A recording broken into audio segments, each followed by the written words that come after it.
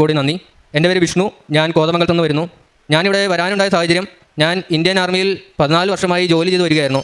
അപ്പോൾ എനിക്ക് അതിലൊരു നല്ല പോസ്റ്റിലേക്ക് കയറി നന്നോളം ജോലി ചെയ്യണം, അങ്ങനെയൊക്കെ ഒത്തിരി സ്വപ്നത്തോടു കൂടിയാണ് ഞാൻ ആർമിയിൽ കയറിയത്. പക്ഷേ എനിക്ക് ആ പോസ്റ്റ് അത്രയും നാളായിട്ട് എനിക്ക് കിട്ടിയില്ല. പിന്നെ എനിക്കൊരു ഭയങ്കര ബുദ്ധിമുട്ടായി പോയി. പിന്നെ ഒരു സർവീസ് ചെയ്യാനും എനിക്ക് ഒന്നുമില്ലാത്തൊരു അവസ്ഥയാണ്. എനിക്ക് സാലറിയിലാണെങ്കിലും എനിക്കൊരു ഉയർച്ച ഉണ്ടായില്ല, അത് കിട്ടാത്തതുകൊണ്ട്. അപ്പോൾ ഞാൻ അങ്ങനെ ഒരു ബുദ്ധിമുട്ടിലൊക്കെ നാട്ടിലിങ്ങനെ നടക്കുമ്പോഴാണ്, അപ്പോൾ ഇഷ്ടംപോലെ കടങ്ങളുണ്ട്. അപ്പോൾ ഞാൻ അങ്ങനെ നാട്ടിൽ നടക്കുമ്പോഴാണ് എൻ്റെ ഒരു സുഹൃത്ത് ഞാൻ പരിചയപ്പെടുന്നത്. അപ്പോൾ ആ സുഹൃത്ത് എന്നോട് ചോദിച്ചു, എനിക്ക് ഒരു എക്സാം ഉണ്ട്, എനിക്കൊരു പള്ളിയിലൊന്ന് പോകണമായിരുന്നു, ആലപ്പുഴയുള്ളൊരു പള്ളിയാണ്, അപ്പോൾ എൻ്റെ കൂടെ ഒന്ന് വരാമെന്ന് ചോദിച്ചു. അപ്പോൾ എനിക്ക് അത്രയും നാൾ ഞാൻ അമ്പലത്തിലൊന്നും പോകില്ല. അപ്പോൾ ഇങ്ങനെ എൻ്റെ ഒരു കാര്യം നടക്കാത്തതുകൊണ്ട് അമ്പലത്തിൽ പോകുള്ള പ്രാർത്ഥിക്കൊന്നും വേണ്ട, അങ്ങനെ ചിന്താതി നടക്കണം. അപ്പോൾ ഈ സുഹൃത്തിനെ എനിക്കെന്തോ നല്ലോണം എനിക്കങ്ങ് ഇഷ്ടമായി, നല്ലൊരു സഹകരണമായിരുന്നു ഈ സുഹൃത്തായിട്ട്. അദ്ദേഹം ആ സുഹൃത്ത് കൂടി വായന, പ്രാർത്ഥന, ഇതിലേക്ക് എല്ലാം ഇൻവോൾവ് ആണ്. അതൊക്കെ മാതാവിൻ്റെയും കർത്താവിൻ്റെയും ഇടപെടലാണ് അതിനകത്ത്. അപ്പോൾ ഞാൻ എൻ്റെ ലീവ് കഴിഞ്ഞ് തിരിച്ചു പോയി. എന്നിട്ട് എൻ്റെ കാര്യങ്ങളൊന്നും അങ്ങോട്ട് നീങ്ങുന്നില്ല. ഇപ്പോൾ എൻ്റെ കടങ്ങൾ ഇഷ്ടംപോലെ ഉണ്ട്. അപ്പോൾ ആ കാര്യങ്ങൾ നടന്നില്ല. വേറെ എങ്ങോട്ടും ജോലിക്ക് വെക്കണം, വേറെ പോസ്റ്റിംഗ് കിട്ടുമോ. അപ്പോൾ ഞാൻ ഇങ്ങനെ മാതാവിന് എനിക്ക് വിദേശത്തൊരു ജോലിക്ക് വേണ്ടി ചെയ്യണമെന്നുണ്ടായിരുന്നു. പക്ഷേ അത് സാധ്യമല്ല. പട്ടാളത്തിൽ കയറി ആ ഒരു പീരീഡ് കഴിയേണ്ട അവർ ഇറക്കി വിടത്തില്ല. അപ്പോൾ ഞാനിങ്ങനെ മാതാവിൻ്റെ അടുത്ത് ഇങ്ങനെ നിയോഗത്തിൽ സമർപ്പിച്ചിട്ടുണ്ടായിരുന്നു, എനിക്ക് വിദേശത്തൊരു ജോലി ശരിയാക്കി തരണം. ഞാനങ്ങനെ പ്രാർത്ഥിച്ചുകൊണ്ടിരുന്നു. പിന്നെ നാട്ടിൽ വരുമ്പോഴാണെങ്കിലും ഞാൻ പത്രം കൊടുക്കാനൊക്കെ ആയിട്ട് പോകും. അതുപോലെ ഇവിടെ വീണ്ടും വന്ന് അടുത്ത ലീവിന് വന്നപ്പോൾ എൻ്റെ കാര്യങ്ങളൊന്നും നടന്നിട്ടില്ല. അപ്പോൾ ഞാൻ ഭയങ്കര ബുദ്ധിമുട്ടിലാണ് വന്നത്. അപ്പോൾ ഞാൻ മാതാവ് പ്രാവശ്യം എൻ്റെ കൂടെ വരണം, എന്തായാലും എൻ്റെ കൂടെ വന്നെന്ന് പറഞ്ഞാൽ ഇപ്പോൾ എനിക്ക് പത്രം കൊടുക്കാൻ പറ്റില്ല പട്ടാള ആർമിയിലായതുകൊണ്ട്. ഞാനന്ന് ബാഗ് നിറച്ച് ഞങ്ങളുടെ ഒരു ബാഗ് ഉണ്ട്, അത് ബാഗ് നിറച്ച് ഞാൻ പത്രം ഒരു 100-150 പത്രം ഉണ്ടായിരുന്നു. ആ പത്രം മേടിച്ച് ഞാൻ നടന്നു, കോതമംഗലം വരെ തിരിച്ച് നടന്നു ഞാൻ. അത് മാതാവിൻ്റെ കാര്യത്തിൽ ഇടപെടണം. അപ്പോൾ എനിക്കപ്പോൾ അമ്മയ്ക്ക് കൊടുക്കാൻ അതുള്ളൂ, എനിക്ക് അറിയാവുന്ന കാര്യങ്ങളിലൂടെയാണ് ഞാൻ ചെയ്യുന്നത്. അപ്പോൾ ഞാനിങ്ങനെ ഉടമ്പടിയെടുത്ത് ഞാൻ പത്രം കൊടുത്ത് ഞാൻ കോതമംഗലം വരെ പത്രം കൊടുത്ത് നടന്നു. അതുപോലെ തന്നെ ഞാൻ അവിടെ ചെന്ന് എൻ്റെ ബാക്കി ചെയ്യാൻ പറ്റാണ്ടിരുന്ന കാര്യങ്ങളൊക്കെ ഞാൻ ചെയ്യാൻ നോക്കുകയാണ് ലീവിൽ. ഞാൻ ചെയ്തു. എനിക്ക് മറ്റേ ഓർഫനേജിലും ഒക്കെ പോയി ഞാൻ അപ്പച്ചമാരെ കുളിപ്പിക്കാനും അങ്ങനെ അവർക്ക് ഷേവ് ചെയ്ത് കൊടുക്കാനൊക്കെ ആയിട്ട് അവിടെ ഞാൻ അടുത്ത് ഓർഫനേജിലൊക്കെ പോകാറുണ്ട്. അവിടെ നമ്മൾ സ്ട്രെസ് നിൽക്കും, ഈ ദിവസത്തെ ലീവിനെ കൊണ്ടിട്ട് എന്തിനാ ഇവിടെ തന്നെ നേരെ ചെയ്യണ വലിയ കാര്യങ്ങളില്ല. പക്ഷേ എനിക്കത് ചെയ്യണം വലിയ ആഗ്രഹം. എനിക്ക് മാതാവിനും ചോദിക്കാൻ വേണ്ടി എന്നാൽ അത് ചെയ്യാൻ പറ്റുന്നത് അത് ആ ലീവിൽ എനിക്ക് തുച്ഛമായ സമയമുള്ളൂ. ആ സമയത്ത് ഞാനത് ചെയ്യാനായിട്ട് എനിക്ക് ഭയങ്കര പണ്ട് മുതലേ എനിക്ക് ഹെൽപ്പ് ചെയ്യണമെന്നൊരു ആഗ്രഹം എനിക്ക് പണ്ട് മുതലേ ഉണ്ടായിരുന്നു. ഞാൻ അങ്ങനെ ചെയ്യും. അത് കഴിഞ്ഞിട്ട് ഞാൻ ലീവിന് പോയി എനിക്ക് VRS വേണമെന്ന് അപ്ലൈ ചെയ്യുവാണ്. അപ്പോൾ VRS വേണമെന്ന് പറഞ്ഞാൽ അപ്ലൈ ചെയ്താൽ അത് റിട്ടയർമെൻറ്റ്, വോളണ്ടിയർ റിട്ടയർമെൻ്റ് ആണ്. അത് വേണമെന്ന് പറഞ്ഞാൽ അപ്ലൈ ചെയ്തു. അപ്പോൾ ഇരിക്കുന്ന ഓഫീസേഴ്സ് ഒന്നും സമ്മതിക്കണില്ല. അപ്പോൾ ഞാനെന്നിട്ട് ഇങ്ങനെ കുറേ നേരം മാതാവിനോട് പ്രാർത്ഥിച്ചു. കുറച്ച് ദിവസം കഴിഞ്ഞപ്പോൾ ഈ ഞങ്ങളുടെ ഇൻചാർജ് ഇരുന്ന കേണൽ പുള്ളി സ്ഥലം മാറി പോവുകയാണ്. അതുപോലെ തന്നെ ഇൻചാർജായിട്ട് വന്നൊരു ഓഫീസർ വേറെ നല്ലൊരു ഓഫീസറാണ് വന്നത്. പിന്നെ എൻ്റെ ഒരു കമാൻഡർ എന്ന് പറഞ്ഞൊരു ഇൻചാർജ് ഒരാളുണ്ടായിരുന്നു, അദ്ദേഹം മാറി എനിക്ക് പേഴ്സണലായിട്ട് നല്ല പരിചയമുള്ള ഒരാളാണ് വന്നത്. അതൊക്കെ ഓർക്കുമ്പോൾ എനിക്ക് ആ വചനമാണ് ഓർമ്മ. ഏശയ്യ 45:3-2 വചനമാണ് എനിക്ക് ഓർമ്മ. വചനത്തിൽ പറയുന്ന പോലെയാണ്, ഞാൻ നിനക്ക് മുമ്പ് പോയി മലകൾ നിരപ്പാക്കും, പിച്ചളവാതികൾ തകർക്കപ്പെടും എന്നൊക്കെ ഇരുമ്പോടങ്ങൾ ഒടിച്ചു കളയുന്നുള്ള വചനമാണ് എനിക്ക് ഓർമ്മ വന്നത്. ഇപ്പോൾ എനിക്ക് മനസ്സിലായി മാതാവ് ശക്തമായിട്ട് ഇടപെടുന്നുണ്ടെന്ന്. അപ്പോൾ ഞാൻ മാതാവിനോട് ചോദിച്ചു, ഞാൻ ഇനി VRS എടുത്ത് എൻ്റെ കാര്യങ്ങൾ ചെയ്താൽ ഞാൻ എങ്ങോട്ട് പോകണം, ഞാൻ ഏത് രാജ്യത്തോട്ട് പോകണമെന്നൊന്നും എനിക്കൊരു ഐഡിയ ഇല്ല. ഞാനിപ്പോൾ കുറച്ച് രാജ്യങ്ങളിങ്ങനെ നോക്കി, ജോലി സാധ്യതകൾക്കുള്ള രാജ്യങ്ങളൊക്കെ നോക്കി ഞാനിങ്ങനെ മാതാവിനെ വെച്ച് പ്രാർത്ഥിച്ചു. ഞാനങ്ങനെ പ്രാർത്ഥിച്ചിട്ട് എനിക്ക് ഒരു പേരെടുത്ത് ഞാൻ നോക്കി. അപ്പോൾ നോക്കി മാതാവ് ജർമ്മനിയാണ് എനിക്ക് കാണിച്ചത്. അപ്പോൾ ഞാനിങ്ങനെ ജർമ്മനിക്ക് പോകാൻ, ജർമ്മനിയിൽ പോകണമെങ്കിൽ ജർമ്മൻ ഭാഷ പഠിക്കുന്ന പല കാര്യങ്ങളുണ്ട്. അപ്പോൾ എനിക്ക് ഇതായി, ഇപ്പം മാതാവ് പറഞ്ഞതാണ്, ഇപ്പോൾ നടക്കാണ്ടിരിക്കില്ല, മാതാവിൻ്റെ വാക്കല്ലേ, മാതാവ് പറഞ്ഞാണല്ലോ. അപ്പോൾ നമുക്ക് തന്നെ നിൽക്കാൻ ഞാൻ നാട്ടിൽ വന്നു എൻ്റെ ഒരു കൂട്ടുകാരുണ്ട് ഏജൻസി നടത്തണേ. അപ്പോൾ അവൻ പറഞ്ഞു, അവനോട് ഞാൻ ചോദിച്ചു ഇങ്ങനെ ജർമ്മനിക്ക് വയ്ക്കാൻ പറ്റുമെന്ന് ചോദിച്ചു. അപ്പോൾ അവനും എന്നോട് പറഞ്ഞാൽ ജർമ്മനിക്ക് വയ്ക്കാം, ജർമ്മനിക്ക് പല സ്കോപ്പുകളുണ്ട്, അപ്പോൾ അങ്ങനെ വിസ കിട്ടാൻ എളുപ്പമായി ഇപ്പോൾ എന്ന് പറഞ്ഞാൽ അവൻ ജർമ്മനിക്ക് വെച്ചു. ഞാനങ്ങനെ ജർമ്മനിക്ക് വിസ ചെയ്തു. എൻ്റെ VFS പോയി ബാംഗ്ലൂർ പോയി വിസയ്ക്ക് അപ്ലൈ ചെയ്യാൻ എനിക്ക് ഡേറ്റ് എടുക്കണമായിരുന്നു ആദ്യമേ. അപ്പോൾ ഡേറ്റ് എന്ത് ചെയ്താൽ കിട്ടുന്നില്ലായിരുന്നു. ഡേറ്റ് കിട്ടില്ലാണ്ട് ഇപ്പോൾ അവന് വിഷമമായി. ഇപ്പോൾ ഈ ജർമ്മനിക്ക് ഡേറ്റ് കിട്ടുന്ന യുദ്ധമൊക്കെയാണ്, ഡേറ്റ് കിട്ടുന്നില്ല, എന്ത് ചെയ്യണം. അപ്പോൾ അവന് വിഷമം എന്നോട് പറഞ്ഞു പോവുകയും ചെയ്തു. അത് കഴിഞ്ഞ് ഞാനിവിടെ വന്ന് മാതാവിൻ്റെ അടുത്ത് ഒരു ദിവസം പ്രാർത്ഥിച്ച് ഞാനിവിടെ വന്ന് മുട്ടുകുത്തി മാതാവിൻ്റെ ഇവിടെ പ്രാർത്ഥിക്കുന്ന സമയത്ത് എൻ്റെ സുഹൃത്തിൻ്റെ കയ്യിലായിരുന്നു. എൻ്റെ ഫോണിലേക്ക് ബെല്ലടിക്കുന്നുണ്ട്, അവൻ്റെ കോളായിരുന്നു. അതായത് ജർമ്മനിക്കുള്ള ഡേറ്റ് ഓപ്പൺ ആയിട്ട് ഡേറ്റ് എടുക്കണമെന്ന് പറഞ്ഞ് കോൾ വന്നാണ്. ഞാൻ തിരിച്ച് ഇറങ്ങി ഡേറ്റ് ചോദിച്ചു, എന്നാൽ ഡേറ്റ് എടുക്കാൻ പറ്റുന്നത് ചോദിച്ചു. പറഞ്ഞു ഏപ്രിൽ 8 ഉള്ളൂ. അപ്പോൾ 8-7 ഭയങ്കര പ്രാധാന്യമുള്ള ഡേറ്റാണ്. അപ്പോൾ മാതാവിൻ്റെ ഒരു ബർത്ത്ഡേ ആണെന്ന് 8 ആ ഒരു ഇതാണ്.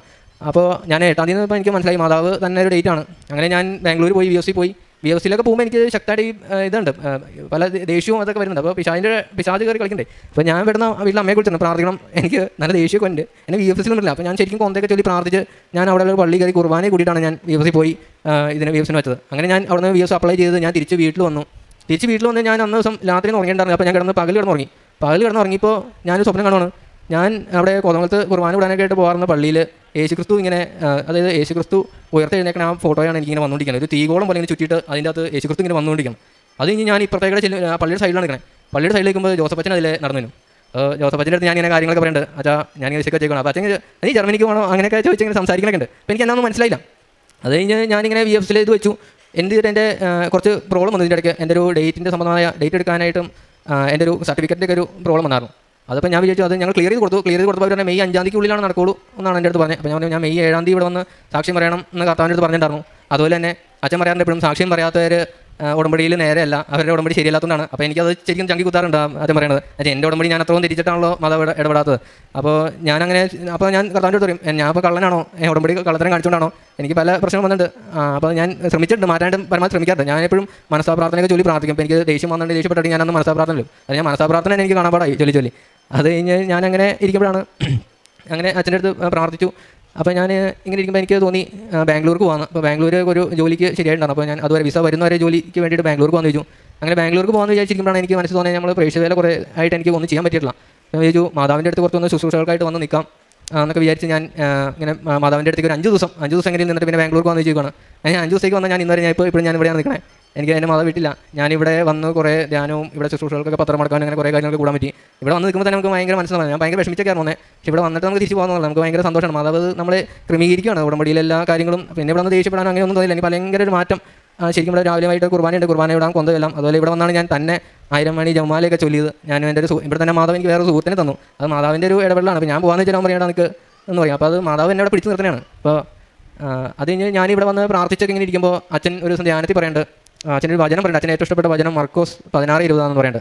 അതായത് കർത്താവിൻ്റെ ഇടപെടലും കർത്താവ് നമ്മളോട് സഹകരിക്കുകയും വചനവും സാക്ഷ്യവും നൽകി നമ്മുടെ കൂടെ പ്രവർത്തിക്കുകയും ചെയ്തു എന്നുള്ളൊരു വചനമാണ്. അപ്പോൾ ഞാൻ അങ്ങനെ കർത്താവിനോട് സംസാരിച്ചു. എനിക്കും കർത്താവിനെ മറ്റുള്ളവർക്ക് പകർത്ത് നൽകുകയും ചെയ്യണം, അതുപോലെ തന്നെ എനിക്കും പ്രേക്ഷിത പ്രവർത്തനം ചെയ്യണം. അപ്പോൾ കർത്താവിൻ്റെ സഹകരണം വേണമെന്ന് പറഞ്ഞ് ഞാൻ പ്രാർത്ഥിച്ചു. അങ്ങനെ 2 ദിവസം പ്രാർത്ഥിച്ച് ഞാൻ കുറച്ച് ദിവസം കഴിഞ്ഞപ്പോൾ എനിക്കൊരു വചനം കിട്ടണം. അപ്പോസ്തല പ്രവർത്തനം 14:3. അതിനകത്തും കർത്താവ് പറയുന്നതാണ്, ഞാൻ അവരോട് സഹകരിക്കുകയും അവർക്ക് അനുഗ്രഹം നൽകുകയും അടയാളങ്ങൾ നൽകുകയും ചെയ്തു എന്ന് പറഞ്ഞൊരു വചനമാണ്. ആ പ്രാർത്ഥന ചൊല്ലി ഞാൻ താഴെ ഇറങ്ങി വന്ന് ഞാനിവിടെ ഉണ്ടായിരുന്നു. ഇവിടെ നിത്യാരാധന ചാപ്പലിൽ നിന്നാണ് ഞാൻ കൊന്തോലി ഇവിടെ വന്ന് താഴെ വന്ന് ഇറങ്ങുമ്പോൾ ജോസഫ് അച്ഛൻ അവിടെ ചിരിച്ചുകൊണ്ട് കൊന്തയെ പിടിച്ച് നിൽക്കുകയാണ്. ഞാൻ അച്ഛൻ്റെ അടുത്ത് നിന്ന് ബ്ലെസ്സിങ് കഴിച്ചു. അച്ഛന് കുറച്ച് നേരം എൻ്റെ അടുത്ത് ഇങ്ങനെ തലവെച്ച് ഒരു ബ്ലെസ്സിങ് കഴിച്ചു. അത് അപ്പോൾ ബൈബിളെടുത്ത് മെസ്സേജ് എടുത്തപ്പോൾ കറക്റ്റ് കർത്താവ് പറയുന്നത് ഞാൻ ചോദിച്ച കാര്യം തന്നെയാണ്. ശരിക്കും കർത്താവ് എഴുതി തന്ന് വായിപ്പിച്ച പോലെ ആയിപ്പോൾ എനിക്ക് അന്ന് ഭയങ്കര സന്തോഷമായിരുന്നു. പിന്നെ അച്ഛൻ്റെ അടുത്ത് നിന്ന് അനുഗ്രഹം കിട്ടിയപ്പോൾ പറയണ്ട, വല്ലാത്തൊരു സന്തോഷം തോന്നി. അത് കഴിഞ്ഞ് ഞാൻ ഇവിടെ നിന്ന് റൂമിൽ പോയി വൈകുന്നേരത്തെ പ്രാർത്ഥനയിലാണ്. വൈകുന്നേരത്തെ പ്രാർത്ഥന ചൊല്ലിക്കൊണ്ടിരിക്കുമ്പോൾ ഞാൻ കണ്ണടച്ച് ഞാൻ പ്രാർത്ഥിക്കുമ്പോൾ എനിക്കൊരു കരിനീല കളർ ഒരു ഇതുപോലെ തോന്നി. അപ്പോൾ ഞാനത് ശ്രദ്ധിച്ച് നോക്കിയപ്പോൾ ഒരു കുരിശ്, ആ കുരിശ് അത് കഴിഞ്ഞിട്ട് കുറച്ച് കഴിയുമ്പോൾ ഒരു പ്രകാശമായിട്ട് മാറി, ഒരു നീല പ്രകാശം. ആ നീല പ്രകാശം അത് കഴിഞ്ഞിട്ട് ഞാൻ കണ്ണേ തുറന്ന് നോക്കിയപ്പോൾ എനിക്ക് ഭിത്തിയിൽ കാണാം. അപ്പോൾ ഞാൻ നോക്കിയപ്പോൾ അത് മാതാവാണല്ലോ. അപ്പോൾ മാതാവിൻ്റെ ഇവിടെയുള്ള ഫോട്ടോയിലുള്ള മാതാവ് പോലെ നീല കളറുള്ള മാതാവ്. അപ്പോൾ ഞാൻ വിചാരിച്ചു മാതാവാണല്ലോ ഇത് എന്ന് വിചാരിച്ച് ഞാൻ അന്ന് പ്രാർത്ഥിച്ചു. പിന്നെ ഞാൻ കണ്ണ് ചിമ്മുമ്പോൾ അതങ്ങ് പോകും. അപ്പോൾ ഞാൻ വിചാരിച്ചു അപ്പോൾ അങ്ങനെ തോന്നിയായിരിക്കും ഇനി മാതാവിൻ്റെ ഫോട്ടോ കണ്ടുകൊണ്ടിരുന്നതുകൊണ്ടാണോ എന്നൊക്കെ ഞാൻ വിചാരിച്ചു. പിറ്റേ ദിവസം അങ്ങനെ പ്രാർത്ഥിക്കുമ്പോൾ ഞാൻ അതുപോലെ നല്ലോണം വിശ്വസിച്ച് കണ്ണടച്ച് പ്രാർത്ഥിച്ച് നോക്കുമ്പോൾ പിന്നെയും ആ നീല കളറുള്ള കോളം വന്ന് പിന്നെ നോക്കുമ്പോൾ യേശുവിൻ്റെ രൂപമാണ്. അപ്പോൾ അതിൻ്റെ തോന്നുമ്പോൾ നീല കളറുള്ള യേശുവാണ്. അപ്പോൾ നീല കളറുള്ള മാതാവിനെയും നീല കളറുള്ള യേശുവിനെ ഞാൻ കാണുന്നത്. അപ്പോൾ യേശുവിൻ്റെ ഫോട്ടോയിൽ കൂടി ഞാൻ ഇത് യേശുവാണോ യേശുവിൻ്റെ ഇതാണോ എന്ന് ഞാൻ ചോദിക്കുമ്പോൾ പെട്ടെന്ന് ആ രൂപം ഇങ്ങനെ എൻ്റെ ഒരു ഫോട്ടോ ഇരിപ്പുണ്ട് ഞാൻ പ്രാർത്ഥിക്കുന്നത്. അപ്പോൾ ഞാൻ ആ ഫോട്ടോയിലേക്ക് യേശുവിൻ്റെ രൂപം ഇങ്ങനെ പെട്ടെന്ന് ഇങ്ങനെ ഇറങ്ങി അതിലേക്ക് ഇങ്ങനെ പെട്ടെന്ന് ഇറങ്ങിയിട്ട് ഇങ്ങനെ ഇതിലേക്ക് ആ പേപ്പറിലേക്ക് ഇറങ്ങി ചെല്ലുവാണ്. ആ ഫോട്ടോയിൽ കാണാൻ കുരിശിലേക്ക് ചെല്ലുവാണ്. അപ്പോൾ ഇങ്ങനെ ആ ഒരു ഇത് എനിക്ക് ഇന്ന് വരെ എനിക്കത് കാണാൻ പറ്റും. ഞാൻ എപ്പോൾ പ്രാർത്ഥിച്ചാലും എനിക്ക് യേശുവിൻ്റെ ആ സാന്നിധ്യം കാണുന്നുണ്ട്. ആ യേശുവിൻ്റെ ഫോട്ടോ എന്ന് പറഞ്ഞാൽ നമ്മൾ ഉടമ്പടി പുതുക്കുമ്പോൾ നമുക്കൊരു ടോക്കൺ കിട്ടുമ്പോൾ 2 സൈഡിൽ യേശുവിൻ്റെയും മാതാവിൻ്റെ നീല കളറുള്ള യേശുവിൻ്റെയും നീല കളറുള്ള മാതാവ് ഇരിപ്പുണ്ട്. ഞാനത് ഏത് യേശുവാണെന്ന് അന്വേഷിച്ച് ഒരു ദിവസം ഇങ്ങനെ പത്രം മടക്കാനായിട്ട് ചെന്നിരുന്നപ്പോൾ അവിടെ ടോക്കൺ കിടക്കണുണ്ട്. അപ്പോൾ ഞാൻ കണ്ട യേശു മാതാവ് ഈ ഇരിക്കണം. അപ്പോൾ അതൊക്കെ എനിക്ക് ഭയങ്കര യേശുവിൻ്റെ ഇടപെടൽ നേരിട്ട് അച്ഛൻ പറയാറുണ്ട്, ഉടമ്പടി ശരിയായിട്ട് വന്ന ഉടമ്പടി ഉടനടി പരിഹാരമാണ്. അപ്പോൾ ഞാൻ എൻ്റെ ഉടമ്പടി ഇവിടെ വന്ന് കറക്റ്റ് ചെയ്യണമെന്ന് വിചാരിച്ച് ഞാൻ ഇവിടെ വന്നു. മാതാവ് പിന്നെ അങ്ങ് ഏറ്റെടുത്തെല്ലാം അങ്ങ് ചെയ്തു തരുവാണ് ഇത്. എനിക്ക് പിന്നെ എന്നെ പറയണേ മാതാവിൻ്റെ പ്രത്യക്ഷത്തിൻ്റെ സാക്ഷിയാക്കണമെന്ന് ഞാൻ ഇന്നും പ്രാർത്ഥിക്കാറുണ്ട്. ഇന്നാണ് ഇപ്പോൾ ഞാൻ കർത്താവിനോട് വേറൊരു കാര്യം പറഞ്ഞായിരുന്നു. അപ്പോൾ എന്നും അച്ഛൻ പറയാറുണ്ട്, ഉടമ്പടി സാക്ഷ്യം പറയാത്തവരെ ഞാൻ അംഗീകരിക്കില്ല. അപ്പോൾ എൻ്റെ പുതുക്കൽ ഞാൻ 6 പുതുക്കിയിട്ട് എനിക്ക് സാക്ഷ്യം പറയാൻ പറ്റില്ല. അപ്പോൾ ഞാൻ പറഞ്ഞു കർത്താവ് എനിക്ക് 7ാമത്തെ പുതുക്കലിന് മുമ്പ് എനിക്ക് സാക്ഷ്യം പറഞ്ഞിരിക്കണം. ഞാനതിന് എന്നാ ചെയ്യേണ്ടതെന്ന് വെച്ചാലും ചെയ്യാൻ എനിക്ക് 7ാമത്തെ പുതുക്കലിന് മുമ്പ് സാക്ഷ്യം പറയണം. അതിൽ കർത്താവ് അനുഗ്രഹിക്കുകയാണെങ്കിൽ മെയ് 7ാം തീയതി തന്നെ എന്നെ സാക്ഷ്യം പറയണം എന്ന് പറഞ്ഞു. ഇന്നും ഇവിടെ വന്ന് സാക്ഷ്യം പറയാൻ പറ്റുമെന്ന് വിചാരിച്ചില്ല. ഞാൻ കാര്യം ഇവിടെ ഉണ്ടായിരുന്നു രാവിലെ മുതൽ ഉണ്ടായിട്ടും ഞാൻ സാക്ഷ്യം പറയണം ഇപ്പോഴാണ്. അത് കർത്താവ് ഇടപെടൽ എനിക്ക് കാണിച്ചു തരുവാണ്. കർത്താവായിട്ട് ചെയ്തു തന്നെ കർത്താവ് മാതാവ് എനിക്കത് ചെയ്തു തരുവാണ്. എനിക്ക് ഇന്ന് നീ അത് എന്നൊക്കെ പ്രശ്നം വന്നാലും നിനക്ക് പറഞ്ഞ കാര്യം ഞാൻ ചെയ്തു തരും എന്നുള്ള ഉറപ്പാണ്. അപ്പോൾ ഉടമ്പടി എടുത്ത് പ്രാർത്ഥിക്കുമ്പോൾ നമുക്ക് കിട്ടുന്ന മാതാവിൻ്റെ യേശുവിൻ്റെ അനുഗ്രഹം ഉണ്ടെങ്കിൽ അത് നമുക്ക് സാധിക്കാത്ത എന്ത് കാര്യം എല്ലാം. എനിക്കിപ്പോൾ ഞാൻ പട്ടാളത്തിലാകുമ്പോൾ ഞാൻ പറഞ്ഞു എനിക്ക് റിട്ടയർമെൻറ്റ് കിട്ടിയാണ്. റിട്ടയർമെൻറ്റിന് ഞാൻ അപ്ലൈ ചെയ്യുമ്പോൾ 1 കൊല്ലമായിട്ട് അവിടെ റിട്ടയർമെൻറ്റ് അപ്ലൈ ചെയ്തവൻ അവിടെ നിൽക്കുക, അവന് ഇതുവരെ കൊടുത്തിട്ടില്ല. ആ സമയത്താണ് എൻ്റെ ആപ്ലിക്കേഷൻ അവിടെ നിന്ന് സാങ്ഷനായി വരുന്നത്. അപ്പോൾ അത് മാതാവിൻ്റെ സമയത്തിൻ്റെ ഇടപെടൽ, സമയച്ചുരുക്കത്തിൻ്റെ ഇടപെടലൊക്കെ അതിനകത്ത് കാണിക്കുന്നത്. അതുപോലെ കർത്താവിൻ്റെ സാന്നിധ്യം, കർത്താവ് ഇപ്പോൾ എന്ന് പ്രാർത്ഥിച്ചാലും എനിക്ക് ആ സാന്നിധ്യം കാണിച്ചു തരുന്നുണ്ട്. ഞാൻ ചോദിച്ച വാദനം അതുപോലെ തന്നെ എനിക്ക് കാണിച്ചു തന്നു. അല്ലെങ്കിൽ ഞാൻ ഇവിടെ നിൽക്കുമ്പോഴാണ് ഞാൻ പത്രം കൊടുക്കാൻ പോകും. ഇപ്പോൾ ഞാനിവിടെ ആലപ്പുഴ പോകും. അപ്പോൾ ചിലർ ആലപ്പുഴയ്ക്ക് ആരും പത്രം മേടിക്കില്ല, ഇവിടെ എല്ലാവർക്കും അറിയാം. ഞാൻ കഴിഞ്ഞ ദിവസം പത്രം കൊടുക്കാൻ പോയതാണ്. ഞാൻ ഇതിൽ പോയപ്പോൾ ഇവിടെ ബോട്ട് കിടപ്പുണ്ട്. ബോട്ടെന്ന് എൻ്റെ മനസ്സിൽ ഇങ്ങനെ പറയട്ടെ. അപ്പോൾ ഞാൻ ബോട്ടിൽ ചെറുപ്പക്കാർ ഇവിടെ അപ്പോൾ ഞാൻ ഒരു മേടിക്കില്ല വായിക്കില്ല എന്ന് വിചാരിച്ചിരിക്കുന്നു. ഒരു ചേട്ടൻ എന്നെ ചൂണ്ടി വിളിച്ചു, ഒന്ന് വന്നേന്ന് പറഞ്ഞാൽ വിളിച്ചു. അപ്പോൾ ഞാൻ ചേട്ടൻ കൃപാസനത്തിലെ പത്രം ചേട്ടൻ വായിക്കുമെന്ന് ചോദിച്ചു. അപ്പോൾ ചേട്ടൻ നീ വായിക്കുമെന്ന് പറഞ്ഞു. അപ്പോൾ ഞാനത് ചെന്ന് ചേട്ടൻ്റെ അടുത്ത് സംസാരിച്ചു. ചേട്ടൻ പറഞ്ഞു എൻ്റെ മോള് ഇങ്ങനെ ആശുപത്രിയിലാണ്, അവൾക്ക് ഇങ്ങനെ പ്രഗ്നൻ്റ് ആണ്. അപ്പോൾ എന്തോ പ്രശ്നമായിട്ട് ഇങ്ങനെ ആശുപത്രി പോയതാണ്. അപ്പോൾ ചേട്ടൻ ഇങ്ങനെ ഭയങ്കര വിഷമിച്ചിരിക്കുക. ചേട്ടൻ ഫേസ് കൊണ്ടറിയാം.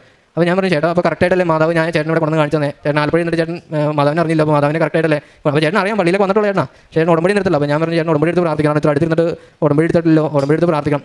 അങ്ങനെ ഞാൻ ചേട്ടനോട് സംസാരിച്ചിരിക്കുമ്പോൾ ചേട്ടൻ്റെ മോളുടെ ഫോൺ വരികയാണ് ഹോസ്പിറ്റലിൽ നിന്ന്, കുഴപ്പമൊന്നുമില്ല എല്ലാം ഓക്കെ ആണെന്ന് പറഞ്ഞിട്ട്. അപ്പോൾ ചേട്ടൻ കരഞ്ഞില്ല എന്നുള്ളത് ഭയങ്കര സന്തോഷമായി ചേട്ടൻ, ഇവിടെ ആലപ്പുഴ ചേട്ടനാ.